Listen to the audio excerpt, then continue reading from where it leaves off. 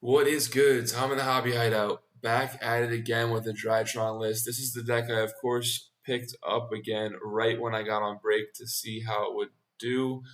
This is the list I ended on. I will say this is one of the better combo decks, I think, through Droll because of having Orange Light and the way you can add it with Prosperity. In some hands, you can add it with Ben 10 as your first action, like if you have Delta Ben 10.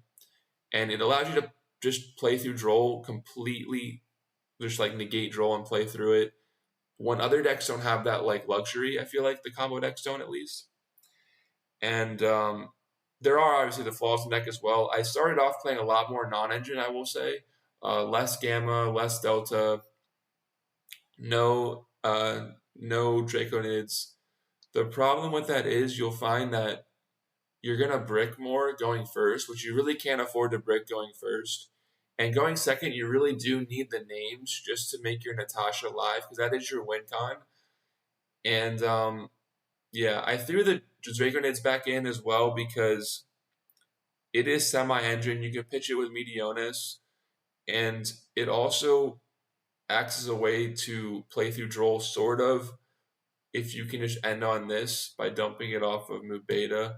However, it's mainly in here for Labyrinth, and I think I would take it out actually because I was noticing the Labyrinth matchup. I wouldn't say it's free, but it's pretty. This deck has a pretty good Lab matchup by its own.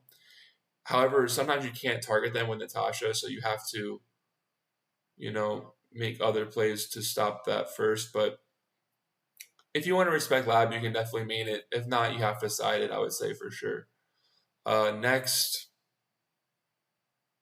you have to play the double orange light. I'm sorry, the double herald. Because if you orange light one away, you have to have the other one. It's also good to have more fairies in your hand to make orange light live right off the rip rather than play stuff like prep. I'm not playing any prep. I want max out on names. You still play through Ash, fine. You don't need to like if they Ash your alpha, you could still hard draw a Ben 10, Prosperity into Ben 10, Diviner plays through Ash as well. So you're still cooking through Ash usually. You could also orange light the Ash, but I don't know. Prosperity broken, have to play. All this stuff is fine.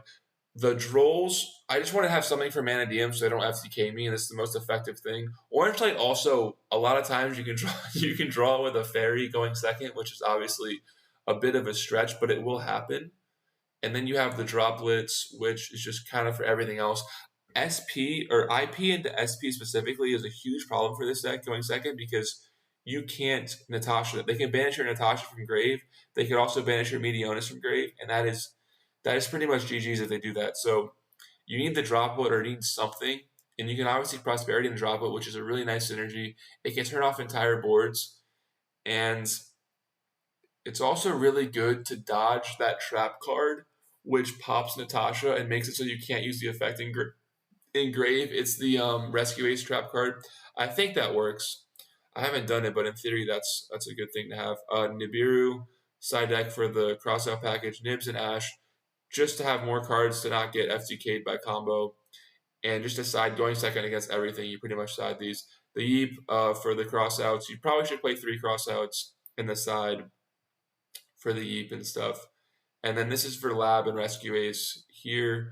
I am siding going first this package, which if you watch Logan JYA's combo video from it was a while ago, but he pretty much shows you how to play through Nib with just Alpha Zeta if you have these in your deck, which is really nice. It also gives you more of a good going first board against decks like Lab and decks that aren't really affected by the Chaos Max lock because that is your win con in your main deck. It gives you a secondary win con pretty much, and it also helps you play through Bestials and stuff.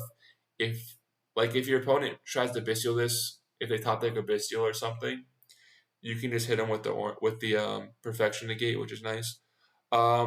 Nothing too crazy in the extra deck. I will say if you're afraid of Purely or you think there's a Purely problem, you could play the this card because what's gonna happen is you're gonna hit them with Chaos Max, and that's not actually gonna affect them because they can just make a big ass like a really big Zeus and that's going to be a huge issue for your follow-up because they can just wipe all your stuff.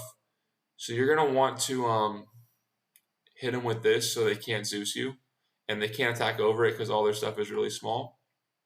So just keep hitting them with this. However, there's no way to tell if your opponent's on purely, so you're not going to blind make this. So if anything, I would put it in the side at like a real event. But my local doesn't have any purely right now, so I'm just not playing it at all. What else is there to go off of? That's pretty much it. Extra deck's pretty standard. Just thought I'd give y'all a little list of what Drytron is right now, in my opinion, a good list. And yeah, Tommy and the Hobby Hide out later.